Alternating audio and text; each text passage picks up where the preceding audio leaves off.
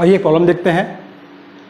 The flux through each turn of a 100 ton coil is to the power minus 2t milliweber where t is in seconds. Find magnitude of the induced EMF at t equal to 2 second. Option A 0.2 volt, option B 0.4 volt, option C 0.8 volt, option D 1 volt. सबसे पहले question ध्यान से पढ़ते हैं। Question क्या बोल रहा है? क्वेश्चन बोल रहा है द फ्लक्स थ्रू, फ्लक्स के बारे में बात हो रहा है भाई। Flux through each turn, turn के बारे में बात हो रहा है। ऑफ ए कॉइल, कॉइल के बारे में बात हो रहा है। Flux coil, induced EMF, magnitude of induced EMF, EMF के बारे में बात हो रहा है। ठीक है, क्लियर है? तो flux through each turn of a 100 ton coil, तो यदि हम बात करें तो एज पर the question number of turns यदि कितना दिया हुआ है, ये दिया हुआ है 100। The flux through each turn मतलब एक 100 टन का कॉइल है। क्या बोल रहा है? एक 100 टन का कॉइल है और उसके हर एक टन से, ठीक है, कितना फ्लक्स पास हो रहा है, वो फ्लक्स जो पास हो रहा है उसकी वैल्यू क्वेश्चन में दिया हुआ है t to the power 3 minus 2t।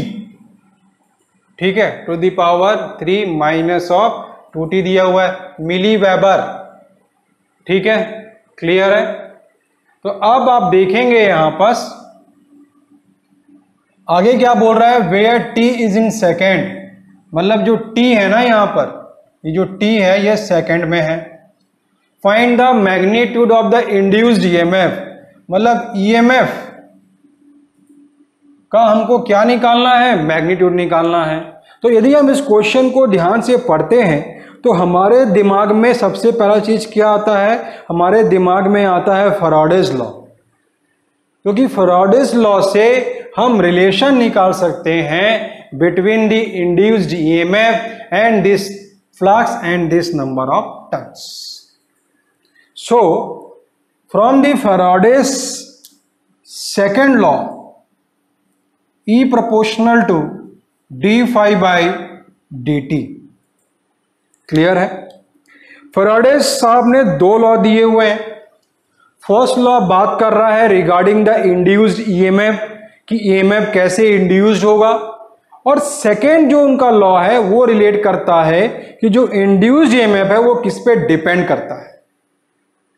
Clear है? ठीक है, तो जो इंड्यूस्ड ईएमएफ है एज पर the second law of Faraday's directly depend करेगा rate of change of flux, rate of change of flux. अब यहां पर से आगे हम लिख सकते हैं E equal to n d phi by d t. क्या लिख सकते हैं? E equal to n d phi by d t. ठीक, यहां तक पहुंच गए हम। तो बेसिकली इस क्वेश्चन के अकॉर्डिंग हमको क्वेश्चन में यह दिया हुआ है कि एक 100 टन का कॉइल है और हर एक टन से एक फ्लक्स है जिसका अमाउंट इतना है, वो पास हो रहा है। ठीक है, तो हमें इंड्यूस्ड ईएमएफ की वैल्यू निकालनी है। और कहां पर निकालनी है? Induced EMF at t equal to 2 second पर निकालना। तो सबसे पहले हम इंड्यूस्ड ईएमएफ निकाल लेते हैं, फिर उस इंड्यूस्ड ईएमएफ को हम t इक्वल टू 2 सेकेंड पे फाइंड आउट कर लेंगे। अभी देखिए यहां पर आगे आप, तो n की जो वैल्यू है वो क्वेश्चन के अकॉर्डिंग कितना दिया हुआ, ये दिया हुआ है 100, और d बाई डी टी हमारा डिफरेंशिएशन हो जाएगा। और किसका होगा डिफरेंशिएशन? फ्लक्स का होगा, और टाइम के रिस्पेक्ट में होगा। और टाइम किस में दिया हुआ है? सेकेंड में दिया हुआ है। तो फ्लक्स का जो अमाउंट है वो कितना, टू द पावर 3 माइनस कितना हो जाएगा, 2t हो जाएगा। अब फर्दर यदि हम इसको सॉल्व करेंगे तो होगा 100 इंटू ये कितना होगा भाई, differentiation of t to the power 3 कितना हो जाएगा, this is the 3t square, और माइनस 2t मतलब 2 कांस्टेंट बाहर हो जाएगा, t करेंगे तो ये 1 आएगा, इतना हो जाएगा भाई,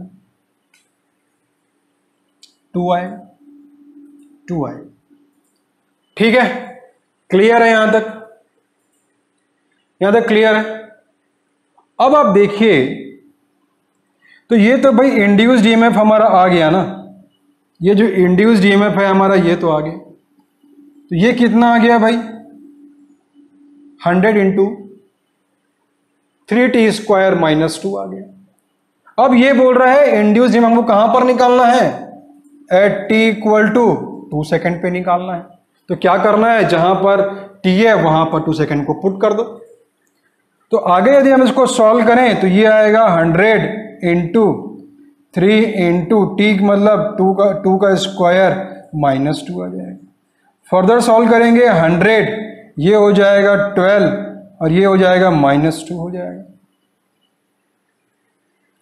अब फर्दर हम इसको सॉल्व करेंगे तो ये हो जाएगा 100 और ये हो जाएगा हमारा 10, तो ये कितना आ जाएगा यहां पर से, दिस बिकम दी 1000। ये किस में आएगा, दिस इज दी 1000। अब ऑप्शन देखिए आप, कहीं नहीं दिया ऑप्शन, मतलब कहीं ना कहीं हमने एक स्लाइड चीज को यहां पर मिस किया। वो क्या था, जो फ्लक्स का जो अमाउंट लिखा हुआ था उसके साथ थी उसकी यूनिट, और वो कितनी थी, वो थी मिली वेबर, इसलिए मैंने यहां पर डैश किया था। तो जब भी आप न्यूमेरिकल सॉल्व करते हैं यूनिट्स को बिल्कुल ध्यान से देखिए, क्वांटिटी अमाउंट जो भी है उसको बकायदा ध्यान से देखिए। सिली मिस्टेक एग्जामिनेशन में यहीं पर होता है। इस क्वेश्चन में ऐसा कुछ भी नहीं था, लेकिन यदि मान लीजिए कि इस क्वेश्चन में यदि ऑप्शन नहीं दिया होता तो अमूमन हम यही करते। ठीक, फ्लक्स का जो अमाउंट लिखा हुआ है मिली वेबर दिया है, मतलब कितना आएगा, इंटू 10⁻³ आएगा। मतलब जहां जहां फ्लक्स का अमाउंट 10⁻³ होगा, ये 10⁻³ होगा, 10⁻³ होगा, 10⁻³ होगा, 10⁻³ होगा। तो कितना आएगा भाई induced EMF at t equal to 2 second, वो आएगा 1 वोल्ट। तो ऑप्शन क्या निकल के आएगा यहां पर, option D is the answer of this particular problem. Now will look one more problem. For a DC voltage inductor behave as a open circuit, a short circuit, a voltage source और the current source. तो basically यहां पर बात कर रहा है कि यदि किसी इंडक्टर में एक डीसी सप्लाई दिया जाए तो उसका बिहेवियर क्या हो जाएगा। इंडक्टर के बारे में बात हो रहा है भाई, किसके बारे में बात हो रहा है, यहां बात हो रहा है इंडक्टर का, ये इंडक्टर के बारे में बात हो रहा है। ठीक है, एल इंडक्टर के बारे में बात हो रहा है, और ये बोल रहा है कि यदि इस इंडक्टर को हम एक डीसी सप्लाई देंगे तो इसका बिहेवियर क्या हो जाएगा, ये क्वेश्चन में बोल रहा है। तो आप अभी ये देखिए, यदि हम थोड़ा सा कंपैरिजन करके देखें यहां पर कि inductor on the AC supply, this is the AC supply and inductor on the DC supply में क्या बेसिकली यहां पर डिफरेंस पॉइंट है। तो आप ये देखिए, हमको ये मालूम है कि इंडक्टर एक ऐसा एलिमेंट है जो एनर्जी स्टोर करता है, और हमको बेसिक कॉन्सेप्ट से ये मालूम है कि pure inductor will store the energy and will not consume और will not dissipate any kind of power, pure inductor. लेकिन यदि हम बात करेंगे प्रैक्टिकल इंडक्टर का, ठीक है, तो एक प्योर इंडक्टर और हम बात करेंगे एक प्रैक्टिकल इंडक्टर के बीच में डिफरेंसेस क्या होगा। अरे बस एक डीसी सर्किट, एक एसी सर्किट में यदि हम एलिमेंट्स कनेक्ट कर रहे हैं, एनर्जी स्टोरिंग एलिमेंट मतलब inductor and capacitor, we'll also discuss about the capacitor here, और रेजिस्टेंस। तो बेसिकली यदि हम बात करें रेजिस्टेंस, इंडक्टर और कैपेसिटर का, उनका आपस में कनेक्शन कैसा भी हो, सीरीज पैरेलल कैसा भी कनेक्शन हो, उसका इफेक्ट या उनके बिहेवियर पर क्या बदलाव होगा यदि हम डीसी और एसी में उसको कनेक्ट करते हैं, सप्लाई सिस्टम में कनेक्ट करते हैं उसको। तो आप ये देखिए, रेजिस्टेंस जैसे हमको मालूम है it is the property which opposes the current, उसी प्रकार से इंडक्टर में इसका एक रेजिस्टिव पार्ट आएगा जिसको हम बोलेंगे एक्सेल। क्या बोलेंगे इसको? इसको हम बोलेंगे XL. XL will be equal to, we can say this is omega L. Basically यदि हम लोग बात करें by a simple impedance triangle, तो this is the resistance on the base, we have the reactance on the perpendicular part and we have the impedance in the hypotenuse. यदि किसी circuit में resistance inductor, resistance capacitor या resistance inductor capacitor है, कहने का मतलब ये resistance plus energy storing element है, और यदि उस सर्किट को एसी सप्लाई दिया जा रहा है तो उस सर्किट में जो भी करंट फ्लो होगा उसको अपोज करेगा impedance. And impedance we can say this is the resultant of R square plus X square. All the unit of all this element, resistance is ohm, reactance is ohm, impedance is ohm. ये सब बताने का मकसद है important things. तो अब आप देखिए यहां पर, मतलब हमको यह समझ में आया है कि यदि कोई इंडक्टर है और यदि वो इंडक्टर एक एसी सर्किट में है और यदि वो इंडक्टर प्योर ना होकर प्रैक्टिकल हो रहा है, तो ये जो इंडक्टिव रिएक्टेंस होगा ये कहीं ना कहीं करंट का पोजीशन क्रिएट करेगा। तो inductive reactance will defined as omega L and omega L is defined as 2 pi f into L। ध्यान रखिए मैंने क्या बताया, रिएक्टेंस का यूनिट क्या है? ओम। मतलब इंडक्टिव रिएक्टेंस का यूनिट क्या है? ओम। मतलब इसका जो नेचर होगा कैसा होगा, ये भी कहीं ना कहीं करंट को फ्लो होने को अपोज करेगा। तो अब आप देखिए यदि हम इंडक्टर के बारे में बात कर रहे हैं तो इंडक्टर की बेसिक प्रॉपर्टी है doesn't allow A change instantaneously. तो कहीं ना कहीं ये जो फैक्टर है वो उसमें काम आएगा। तो हमको अब ये समझ में आ गया है कि जो इंडक्टिव रिएक्टेंस है कहीं ना कहीं ये करंट अपोजिशन को क्या करेगा? क्रिएट करेगा, करंट को अपोज करेगा। और एक्सएल इक्वल टू हमको मालूम चल गया है 2 पाई एफ एल होता है। अब यदि ये एसी सप्लाई सिस्टम है और यदि हम सप्लाई देंगे 50 हर्ट्ज तो हम पुट करेंगे F equal to 50 hertz for AC supply system. लेकिन यदि हम डीसी के बारे में बात करें तो यहां पर भी तो XL equal to 2 pi FL होगा ना, ठीक है? यहां भी तो XL equal to 2 pi FL होगा। अब तो यहां पर यदि हम बात करें, अब यदि हम बात करें यहां पर तो डीसी सप्लाई में यदि हम फ्रीक्वेंसी के बारे में बात करें तो ये क्या हो जाएगा? This will be 0। कितना होगा? This will be 0 because in the DC supply system we have a constant magnitude of an quantity, we do not have any alteration, so frequency will say there is no reversal of the quantity, so if frequency is what is equal to 0, so if frequency equal to 0 will put here, तो XL की value क्या हो जाएगी? ये भी तो 0 हो जाएगी ना। तो आप मुझे बताइए यदि इंडक्टिव रिएक्टेंस की वैल्यू 0 हुई तो इंडक्टिव रिएक्टेंस तो यूनिट तो ओम है ना, तो जो इसका बिहेवियर प्रकार का रेजिस्टिव बिहेवियर है कि नहीं? मतलब यदि रेजिस्टिव बिहेवियर मतलब रेजिस्टेंस की वैल्यू यदि 0 होगी तो क्या होगा? क्या होगा?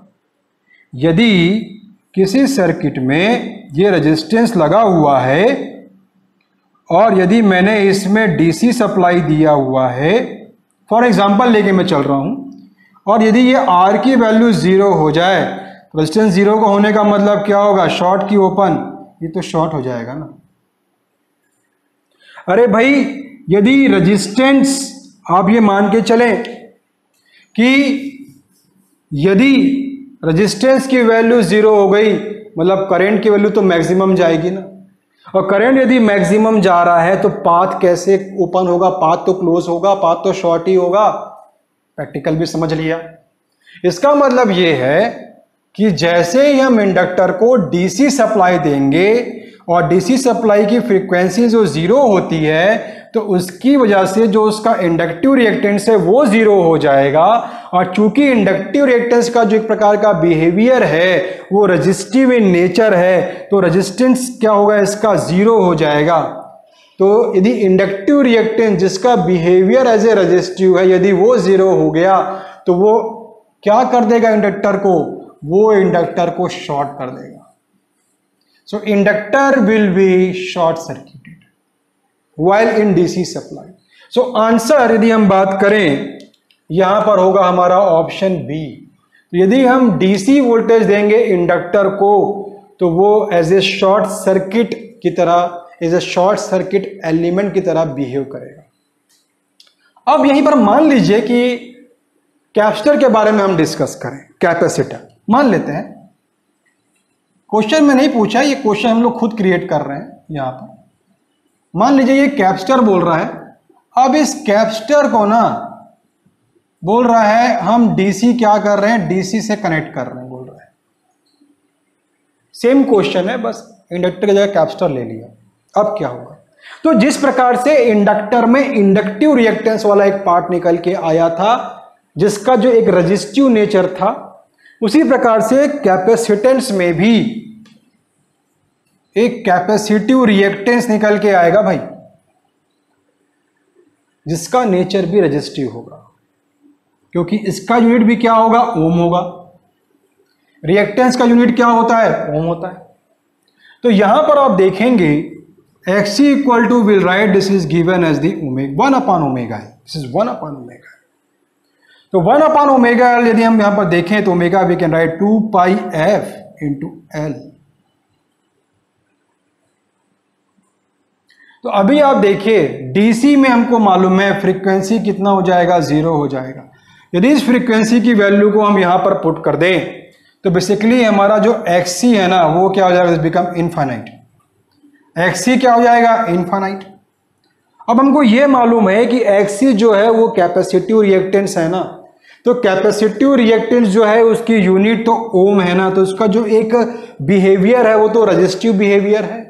तो यदि रेजिस्टिव बिहेवियर है और यदि रेजिस्टेंस की वैल्यू यदि इनफाइनाइट हो जाए तो इसका मतलब क्या है, यदि रेजिस्टेंस की वैल्यू इनफाइनाइट हो जाए इसका मतलब करंट की वैल्यू क्या हो जाएगी भाई, तो जीरो हो जाएगा ना। रेजिस्टेंस इनफाइनाइट मतलब पाथ क्या हो जाएगा, ओपन हो जाएगा। सर्किट क्या हो जाएगा, ओपन हो जाएगा। तो इसीलिए जैसे ही फ्रीक्वेंसी जीरो हमने पुट किया कैपेसिटिव रिएक्टेंस में, कैपेसिटिव रिएक्टेंस इनफाइनाइट हो गया और कैपेसिटिव रिएक्टेंस का जो बिहेवियर है एज ए रेजिस्टिव है तो रेजिस्टेंस इनफाइनाइट हो जाएगा। तो इसका मतलब जो कैपेसिटर है ना ये क्या हो जाएगा, this will be open circuit, this will behave as a open circuit. So conclusion यदि हम बात करें यहां पर तो कंक्लूजन निकल के ये आएगा कि इंडक्टर डीसी सप्लाई में बिहेव करेगा as a short circuit and capacitor behave करेगा एज ए ओपन सर्किट।